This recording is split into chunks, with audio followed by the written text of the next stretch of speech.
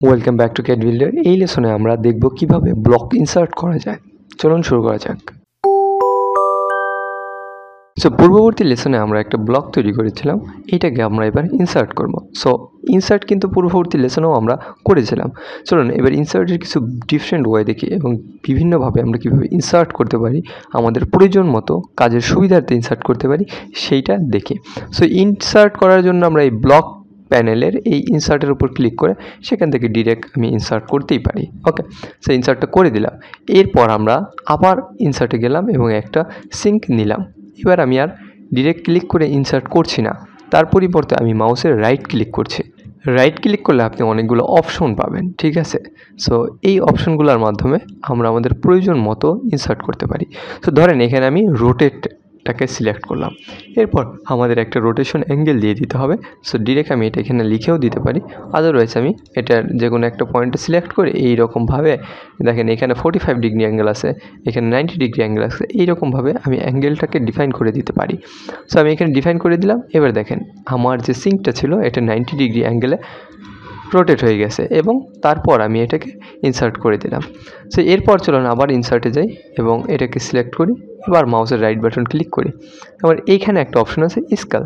So স্কেলের উপর যদি আমি ক্লিক করে দিই তাহলে আমি দেখতে পাবো যে insert specify scale factor for X Y Z Axis.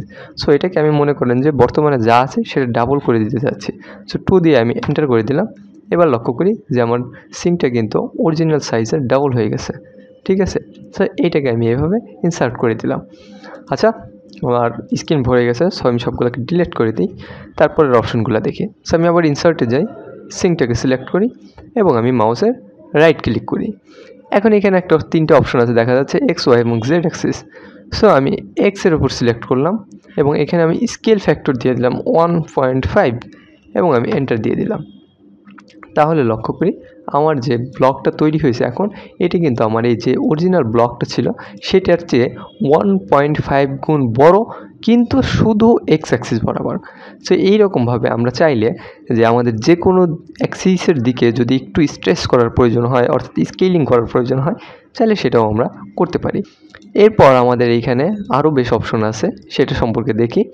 যে রিপিট, এক্সপ্লোড। সো এক্সপ্লোডটা তো একেবারেই সিম্পল একটা অপশন, এটার উপর আমি ক্লিক করে দিলে দেন আমার এখানে দেখাচ্ছে explode block yes or no. So আমি ওয়াই লিখতে পারি আর ডিরেক্ট ইয়েসের উপর ক্লিক করতে পারি, ঠিক আছে। তারপর আমি এখানে জাস্ট ব্লকটাকে দিয়ে দিলাম এবং লক্ষ্য করি এই ব্লকটা কিন্তু এখন এক্সপ্লোডেড হয়ে গেছে, ঠিক আছে। সো এইরকমভাবে আমরা ব্লকগুলোকে ইনসার্ট করাইতে পারি আমাদের সুবিধা মতো অবস্থানে এবং সুবিধা মতো প্রপার্টিসে। ওকে, সো এটাকে আমি ডিলিট করে দিচ্ছি। আচ্ছা, এরপরে আমরা চাইলেই এই ব্লকটাকে সিলেক্ট করে মাউসের রাইট বাটন ক্লিক করে এই যে প্রপার্টিস অপশন আছে সেটার মাধ্যমেও এই ব্লকটার নানা ধরনের এডিট করতে পারি। যেমন এখানে কালার, লাইন টাইপ, প্লট ইত্যাদি। তারপর এখানে আছে জিওমেট্রিতে এক্স ওয়াই পজিশন, তারপর স্কেল এক্স ওয়াই জেড।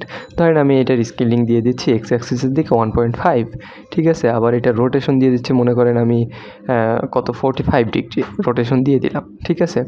তারপর যদি আমি এন্টার করে দিই তাহলে দেখতে পাবো যে আমার এই ব্লকটাও 1.5 ইঞ্চ এক্সপ্যান্ড হয়ে গেছে এক্স অ্যাক্সিসের দিকে এবং এটা রোটেট হয়ে গেছে 45 ডিগ্রি অ্যাঙ্গেলে। সো এইভাবে আমরা এই ব্লক প্রপার্টিস ইউজ করেও ব্লকের প্রয়োজন মতো এডিট করতে পারি। সো এই ছিল ব্লক ইনসার্ট এবং ব্লক এডিটিং সম্পর্কিত কথাবার্তা। আশা করি বুঝতে কোনো অসুবিধা হয়নি। ক্যাড বিল্ডারের সাথে থাকার জন্য অনেক ধন্যবাদ।